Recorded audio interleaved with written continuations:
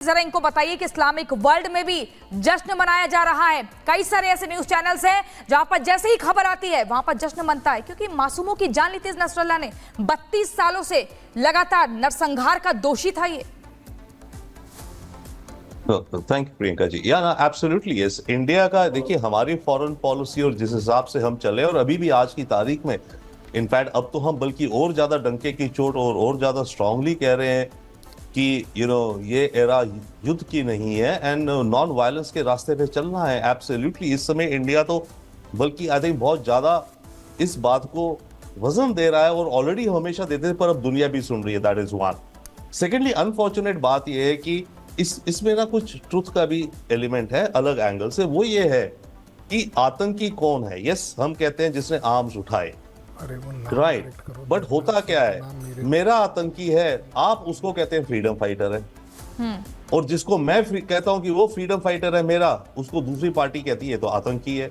तो United Nations में भी और दुनिया भर में यस दैट इज राइट, आतंकी डेफिनेशन नहीं हो पाई है अभी इसी प्रॉब्लम के कारण कि आप कैसे डेजिग्नेट करेंगे। वो तो कह रहे हैं हम तो फ्रीडम फाइटर, हम तो अपनी आजादी के लिए लड़ रहे हैं जी। तो इसके हिसाब से तो इंडियन जो इंडिपेंडेंस हुई उसमें आजादी से पहले जो हमारे फ्रीडम फाइटर्स थे वो तो आतंकी थे, राइट। तो ये प्रॉब्लम है, बट इसको साइड में रखते हुए कुछ चीजें हैं जो कॉमन सेंस दिखती है, और वो कॉमन सेंस ये दिखती है एक्टिविटी जैसे हमस का 7 अक्टूबर का अटैक क्लियरली आतंक है। वो हिजबुल्लाह जो करता है आतंक है। वो तो कई चीजें क्लियर कट है। अल कायदा आतंक है डेफिनेटली, यस, राइट। बट कई मामलों में ये हो जाता है कि फ्रीडम फाइटर है या आतंकी। इस समय की जो बात हो रही है इस समय तो क्लियर कट कैटेगरी है आतंक की, जो कि हमस और हिजबुल्लाह फैला रहे हैं। हमास हो, हुती हो, हिजबुल्लाह हो, ये सभी वैश्विक आतंकी घोषित हो चुके हैं। इनके लिए किस तरह की ये संवेदना रखना, ये सॉफ्ट कॉर्नर रखना, ये बहुत ही समझ से परे हो जाता है। लेकिन सैयद जव्वाद जी, पहला मुझे ये जवाब दीजिए, क्या नसरुल्लाह भारत के लिए या पीडीपी के लिए हीरो है? क्या आप लोग उसे आतंकी मानते हैं या नहीं मानते हैं? देखिए, मैंने फिर आपसे कहा कि भारत के ताल्लुकात ईरान के साथ आप मेरे सवाल का जवाब दीजिए, मुझे ताल्लुकात मत बताइए। आप नसरुल्लाह की बात करिए, मुझे ताल्लुकात नहीं समझने। मैडम, भारत के रिश्तों पर आज बात नहीं कर रहे ना, ये फिर किसी और दिन के लिए रखते हैं। नसरुल्लाह आपके लिए हीरो है या नहीं है?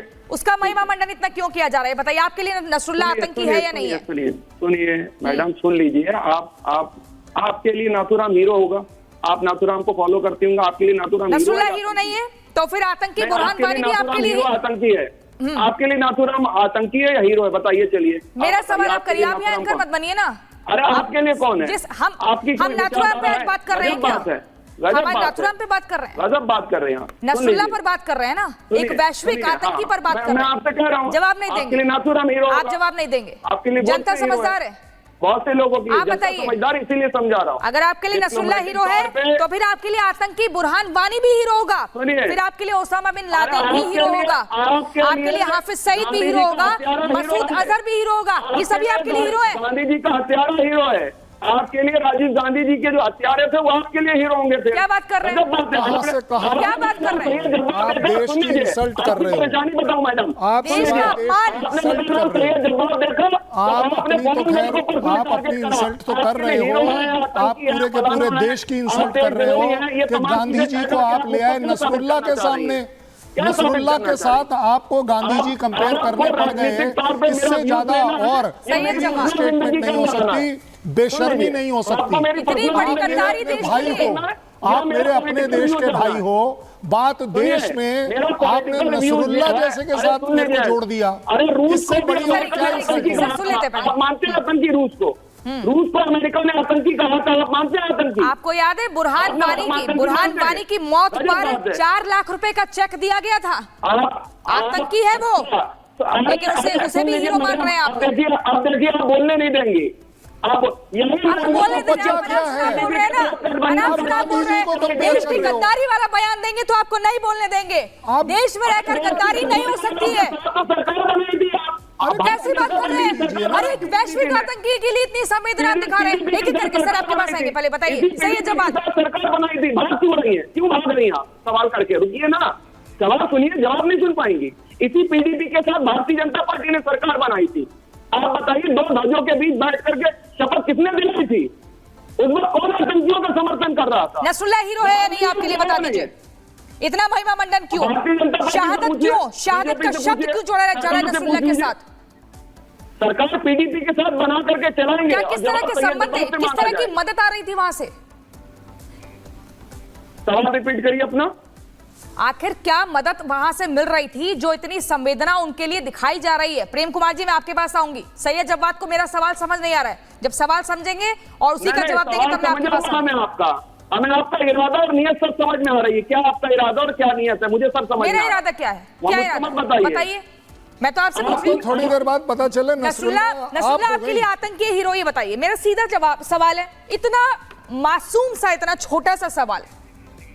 प्रेम कुमार जी मैं आपके पास आ रही हूँ।